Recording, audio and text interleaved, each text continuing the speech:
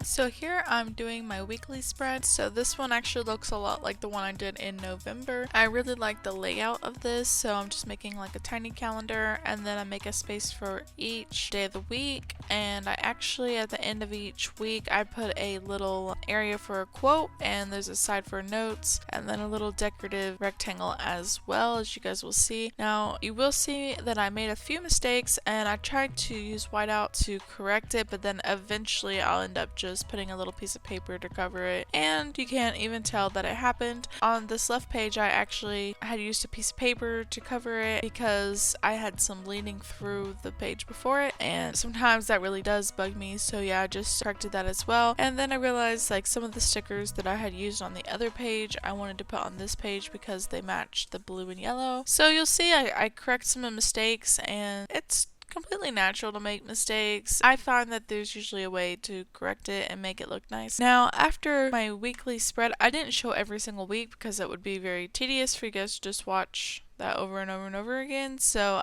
I actually did them off camera, and at the end, of course, I'm going to show my flip through. I also wanted to say that I will leave a few pages between January and February, and that's just in case whoever gets my bullet journal, they want to add a mood tracker, habit tracker, or anything else, they have room to do that.